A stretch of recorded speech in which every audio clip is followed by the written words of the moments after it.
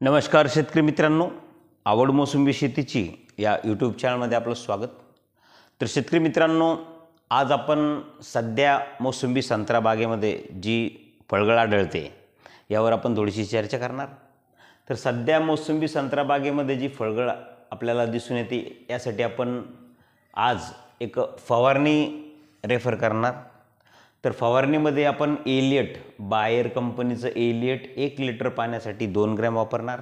त्याच्यानंतर इसेबियन सिंजेंटा कंपनीचं E7 1.5 ml 1 litre पाण्यासाठी वापरणार आणि एनर्जी 18 ॲग्रिकॉन कंपनीचं चिलिटेड मायक्रोन्यूट्रंट हे आपण 2 ग्रॅम वापरणार। मग आपल्याला एलियटच्या ऐवजी आपण सिंजेंटाचं रेडोमिल गोल्डसुद्धा घेऊ शकता 2.5 ग्रॅम 1 लिटर पाण्यासाठी।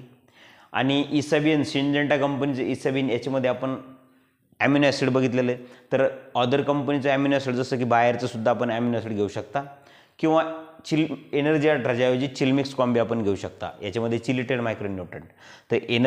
तर एलियट बायरचं 2 ग्रॅम 1 लिटर पाण्याला, इसेबियन 1.5 ml 1 लिटर पाण्याला आणि एनर्जी 18 म्हणजे चिलिटेड मायक्रोन्यूट्रंट हे 2 ग्रॅम 1 लिटर पाण्यासाठी। हे 3 औषध मिक्स करून बिनधास्त आपण झाडावर संत्रा मोसंबीवर फवारणी जर केली तर निश्चित स्वरूपात आपली फळगळ ही थांबल। आता बऱ्याचशा ठिकाणी जसं की नागपूर जिल्हा असेल, जालना जिल्हा असेल, औरंगाबाद जिल्हा असेल, बीड जिल्हा असेल, तर बऱ्याचशा ठिकाणी आपल्याला सध्या मोसंबी संत्रा बागेमध्ये फळगळ ही मोठ्या प्रमाणावर दिसते। त्याचं कारण वातावरणामध्ये आलेली खराबी, बुरशीजन्य रोगाचा प्रादुर्भाव आणि पाण्याचा खंड, पावसाचा खंडसुद्धा आणि काही ठिकाणी जास्त अतिवृष्टी, अशा वातावरण क्लायमेटच्या चेंज बदलानुसार आपल्याला ही फळगळ या ठिकाणी बघायला मिळते। आणि या अगोदर अडकण मालाची फळगळ झाली होती, परंतु आता आपण आंबेमालसुद्धा ड्रॉप होताना त्या ठिकाणी बघतो। तर त्यामुळे आपण ही फवारणी घ्या, निश्चित स्वरूपात आपली फळगळ त्या ठिकाणी थांबण्याचे चान्सेस। तर मोसंबी संत्रा बागेमध्ये फळगळ थांबवण्यासाठी ही फवारणी आपण निश्चित घ्या, जेणेकरून आपली फळगळ थांबल।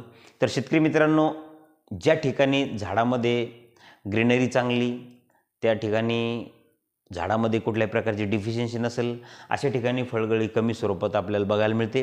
त्यामुळे शेतकरी मित्रांनो, आपल्याला पुढचा आंबेमाल नोव्हेंबर-डिसेंबरमध्ये आपण स्ट्रेस देऊन जो आंबेमाल पकडतो त्यासाठी आपले झाडे सक्षम असणं गरजेचे आहे।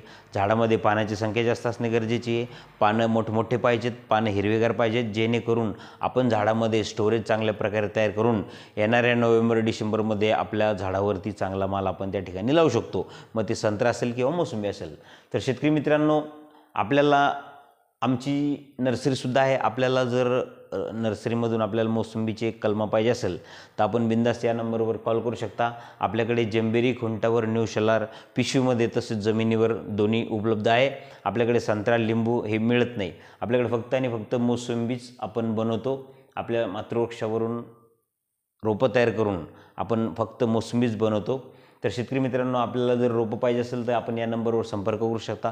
तसेच आपल्याला अधिक माहिती हवी असेल किंवा आपल्या झाडामध्ये डेव्हलपमेंट करणे, फळधारणा करणे, अशा प्रकारची जर सखोल माहिती आपल्याला पाहिजे असेल तर आपण आमचा ग्रुप जॉईन करू शकता वर्षभराची 2000 फीस भरून।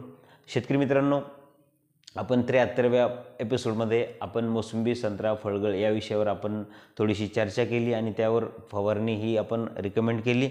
आशा करतो आपल्याला व्हिडिओ आवडला असेल, आणि व्हिडिओ आवडला असेल तर कृपया व्हिडिओला शेअर करा, लाईक करा, आणि अद्याप आपण चॅनलवर नवीन असाल तर कृपया चॅनलला सबस्क्राईब करायला विसरू नका।